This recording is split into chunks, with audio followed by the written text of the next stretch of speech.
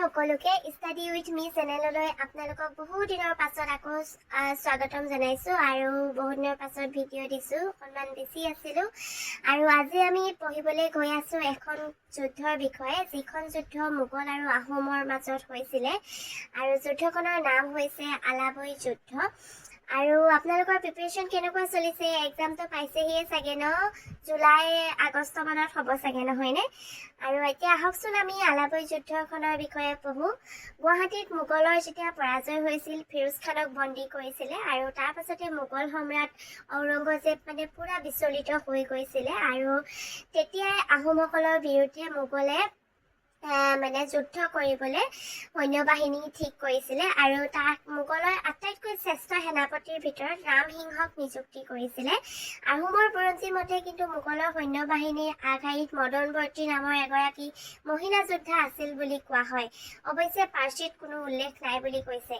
আৰু আহোম সেনাপতি লাচিত বৰফুকনো কম নাছিলে। তেখেতেও যুদ্ধৰ বাবে সম্পূৰ্ণ প্ৰস্তুতি চলাইছিলে আৰু তেতিয়া তেখেতে মোমায়েকক এটা কাম দিছিলে, একেটা ৰাতিৰ ভিতৰতে এটা গড় সাজি উলিয়াবলৈ দিছিলে, কিন্তু মোমায়েকে কামটো অৱহেলা কৰিছিলে আৰু সেইকাৰণে মোমায়েকক একেঘাপে হত্যা কৰে বুলি কোৱা হয়। আৰু তাৰ পাছতে বাকী বনুৱাসকলে ভয় খাই এনিশাৰ ভিতৰতে মোমায়েকতা গড় সাজি উলিয়ায় আৰু এতিয়াও সেইটো মোমায়েকতা গড় নামেৰেই জনা যায়। তাৰপিছত চক্ৰধৰ সিংহ আছিলে আমাৰ আহোমৰ ৰজা। আহোমৰ ৰজা চক্ৰধৰ সিংহৰ নিৰ্দেশ মতে লাচিত বৰফুকনে ৰামসিংহৰ মোগল পদাতিক সেনাবাহিনীৰ মুখামুখি হ'বলৈ বাধ্য হয় আৰু বহুত বিস্তৰ ক্ষতি হয়। 1669 চনৰ আগষ্ট মাহত ব্ৰহ্মপুত্ৰৰ উত্তৰ পাৰত আমিনগাঁও আৰু হাজোৰ মাজৰ দলিবাৰীৰ ওচৰৰ আলাবৈ পাহাৰৰ ওচৰৰ সমভূমিত আলাবৈ যুদ্ধ সংঘটিত হৈছিলে। এইটো মনত ৰাখিব দেই। 1669ত আমিনগাঁও আৰু হাজোৰ মাজৰ দলিবাৰীৰ ওচৰৰ আলাবৈ পাহাৰৰ ওচৰত এই আলাবৈ যুদ্ধ সংঘটিত হৈছিলে। সেইকাৰণে আলাবৈ নাম আছে, পাহাৰৰ ওচৰত হোৱাৰ কাৰণে আলাবৈ পাহাৰ। ইয়াতে 10,000 সৈন্য মৃত্যু হৈছিলে বুলি কোৱা হয়। আহোম সৈন্য বহুত দুখৰ কথা আৰু মৰ্মান্তিক যুদ্ধ আছিলে, নহয়নে?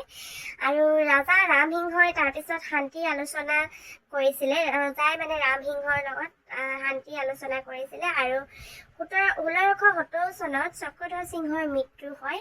তাৰ পাছতে আৰু এখন যুদ্ধ ষ্টাৰ্ট হৈছিলে দেই। সেইখন যুদ্ধ আমি পাছত পঢ়িম। আজিলৈ ইমানেই আৰু এইখিনি মনত ৰাখিব। আৰু দেখিছেনে ইমান যুদ্ধ হৈছিলে মোগল আৰু আহোমৰ মাজত আৰু লাচিত বৰফুকন আছিলে সেনাপতি এই যুদ্ধখনৰ আৰু ৰামসিংহ আছিলে মোগল সেনাপতি। বাই বাই, আজিলৈ আহোঁ তেন্তে।